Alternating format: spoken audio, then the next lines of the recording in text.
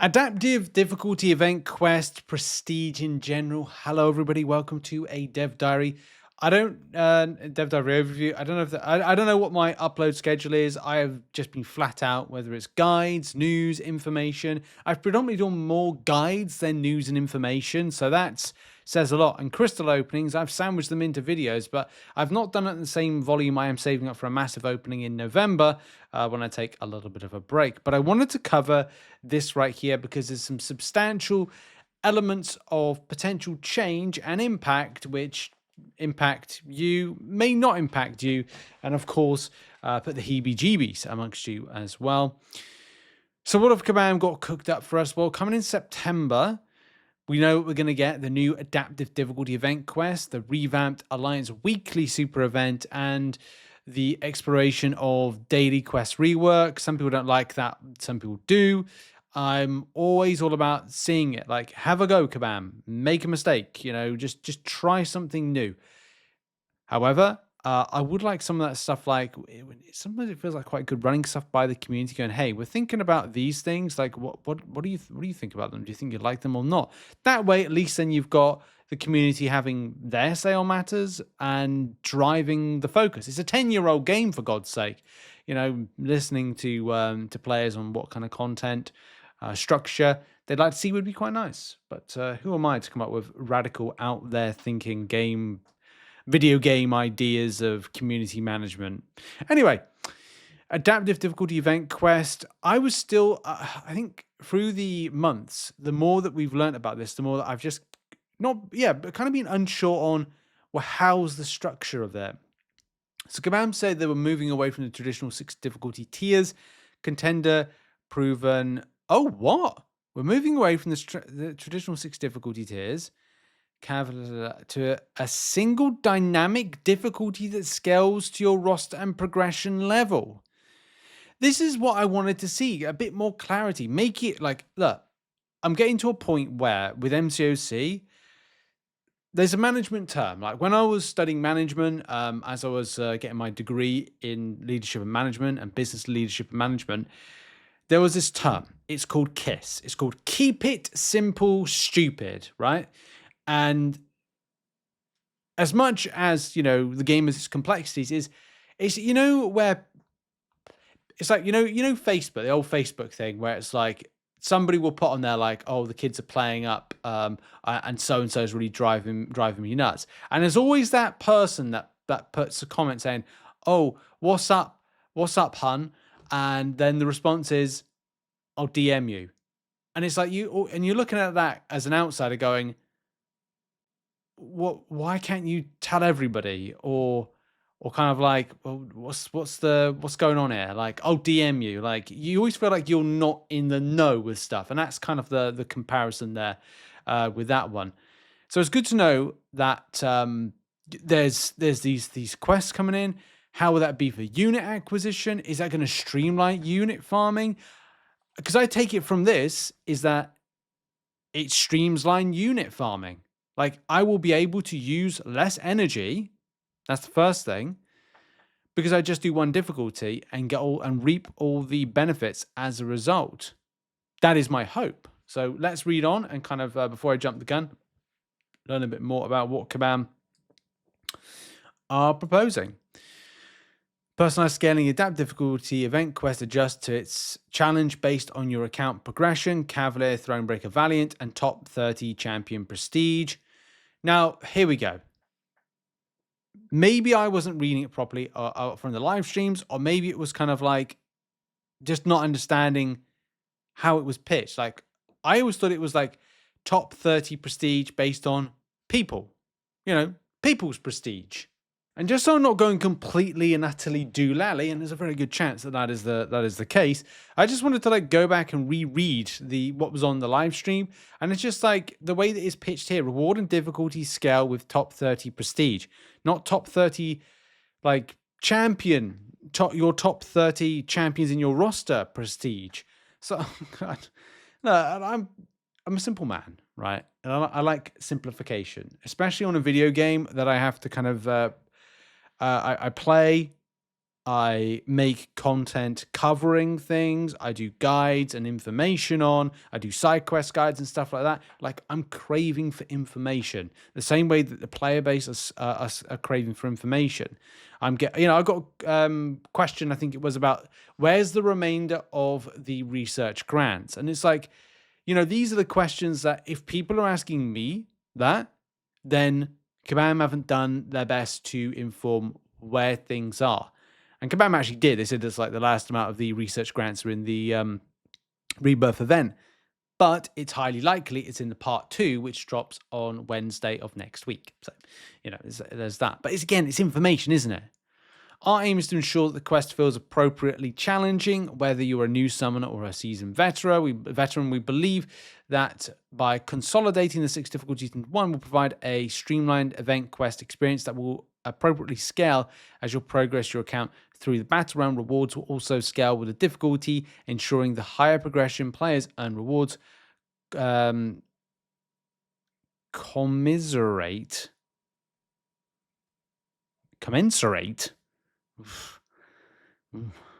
Nice word. Probably not saying it right. That's too much of a big word for me on a Friday when I'm pretty scuffed and I've had lack of sleep for the good part of 5 days with a heat wave.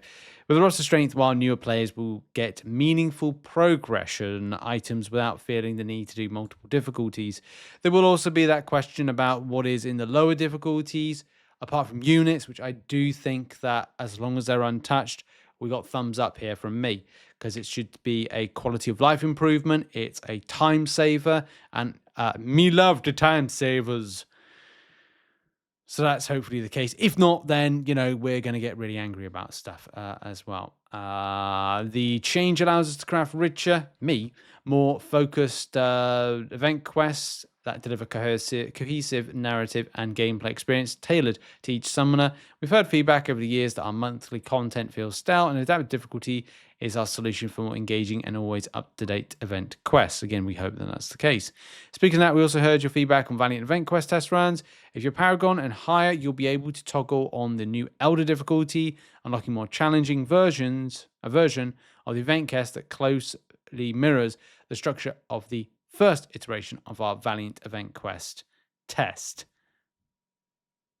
Well, I don't know. I mean, I like version 2, but I'll have to see. Next month, isn't it? Elder difficulty is meant to make our monthly content feel impactful, even our most engaged summoners. The first iteration will likely look familiar to you and may experiment with other formats in the future. Just don't do version 4. Please. Please don't do that.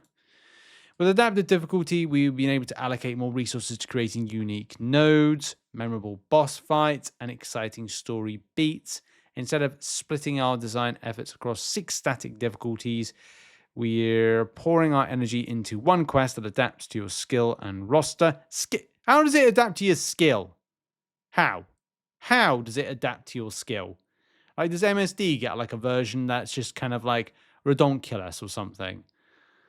Your skill, come on. Get ready to face the latest threats of the battle realm in a way that feels personal and rewarding. I hope so. Prestige going forward. On topic of top 30 prestige, starting October, Alliance Quest and Alliance Raid will transition to a top 30 prestige system. Right, so it is prestige. This is the clarity, isn't it? Right? Like, the top 30 is about your own prestige, not like, okay, fine. Moving away from the current top 5 champions and Relic prestige model, going forward, your top 30 champions and top 30 relics will combine your account to your top 30 prestige. Money. This is going to be this could be a bit more painful, right? Yeah, this to me feels like it's going to be painful. Like, I've just got myself 5 rank 4 7 stars, right? As a non-spending player, I think it's pretty good. Hopefully, by the end of the month, I'll end with 7. We're very wishful thinking. We had the Summoners Fest Realm event rewards, and we've got I've got to do Crucible, and maybe there might be another tier 7 basic in it, or another couple, or something like that. I don't know. But I could end on 7. Now, there are already people that have made significantly friggin' loads of gains outside of being non-spending. or being a small minnow, or being kind of like an excessive spender. The difference is very much seen. I think as well, it's going to reveal a lot when you go to sort by leader board, and you'll be able to see some kind of like breakdowns in the prestige and stuff like that. So that's a bit scary as well, because then that will be like, that might change a lot of stuff. It does make that for non-spenders, being in top alliances where prestige might matter a lot more, then that becomes really difficult. So I'm not sure if I'm all about that change. I understand what Kabam are doing it for the purpose of the quest, but I don't know if it's necessarily fair on the greater good of, say, non-spenders trying to get into like top ends of like alliances for alliance wars and other stuff like that. This change aims to streamline prestige across the battle realm, offer a broader and more inclusive approach to roster strength in these game modes, but it does damage elsewhere. We'll dive deeper into the details of the shift and what it means for your alliance in its own dedicated post coming. Oh, God's sake. Another post for it. Like, but this is an impact. This is going to... But okay, calm. We'll see what happens. I know that we've got the Alliance Weekly Super, Alliance Super, replacement there, August 11th. Yeah, we know about that. Similar to the daily Super event, the weekly, blah, blah, blah, blah, blah. Your Alliance reaches the better rewards, including Tier 7 basic shards, yes. While units have been shifted to the upcoming daily quest Rework, more on that below. We'll see that in a second. Some community concerns about the absence of certain rewards like energy refills arrives and boosting the initial... we definitely understood these concerns in particular because the daily quest Rework was initially slated to launch alongside the update where you'd have seen, yeah, so that's where it is. And so the Rework, God, there's so many things to go over. Starting in September, daily quest Rework will transform daily blah, blah, blah, blah, blah. Yeah, okay. What's changing? Daily quests now have 2 always active quests. I think we know about that one. Introduce super supply run daily quests. These run Monday through Saturday, with each day offering different materials. Units previously earned through alliance events will move to the new daily quests, and you'll need to use energy to access these rewards. Okay. Complete a supply run will earn you supply intel. You can use that to enter a super version of the supply run on Sunday. This just makes it Command want to make you active on a Sunday, basically. Depends how long this takes, to be truthful. The Rework aims to make daily quests a consistent source of progression, resources, while giving blah, blah, blah, blah, while hunting 7-star signature stones, blah, blah, blah, blah. Yeah, okay. So it's just to beef you up, give you some more stuff to do on a Sunday. Hopefully, we'll have to see it. Like, I'm always about trying to see it. So, the energy. This is important here. We want to be transparent about changing the alliance, blah, blah, blah, blah, blah, blah. Previously, the alliance events included energy refills to support tackling multiple event quest difficulties. With the shift in it, that's what's happening then. We talked about saving energy, so Kabam have said less energy refills as a result, because you don't technically need them, apparently. As a result, we've scaled back the number of energy refills available in Alliance Super Weekly event to align with the streamlined experience. As we've been beyond 10 years of the content, it's important we iterate blah, blah, blah, blah, blah, blah, blah, blah, blah, blah. With what we understand, the energy is a hot topic, and many of you voiced your concerns about energy costs and caps. Yeah, with like the forced recruitment thing. And we hear you loud and clear. We hope you'll find a value in this change. And hang on. Continue exploring ways to optimize energy usage across them. We'll continue to monitor. Yeah, well, okay. Yeah, I'm fine with the change. Then Kabam needs to stop putting in events that require a large amount of energy, because, again, it sets up this kind of really weird narrative between if you excessively spend in the game or excessively spend units, you're able to get advantage through these particular new modes that Kabam put in. So, right. We need to finish this video off because it's gone on long enough, and some stuff I'm not too happy about, to be honest. Some things I'm okay with, but we have to see when they're launched. Bold step forward for Marvel Contest Challenge, we aim to keep the Marvel run, blah, blah, blah, blah. We've been excited to see how you engage with the adapter. Yeah. Blah, blah, blah, blah, blah, blah, blah, blah, blah. Okay. So the things that I'm unsure about at the moment, energy refills, how Kabam are going to implement that. Yes, in theory, by having less of a cost of things to do, namely the event quests, which I do use a lot of energy refills to refarm back lower content. If that's streamlined, that saves a ton of energy refills. However, Kabam need to be very careful of the type of content that they're putting into game that might be a big energy dump. I'm still unsure about how this top 30 prestige works, because I think that it can be quite limiting to alliances, and in particular non-spending players that are looking to make gains, or move up to higher alliances with prestige or whatever, blah blah blah blah. If that's something that's an applicable element of entry to an alliance. But we need to see what Kabam are going to do about this. Another post that's coming in. Apart from that, these are changes. I like the adaptive difficulty to save us time, but providing you get all the units and stuff from the lower end back in as a result.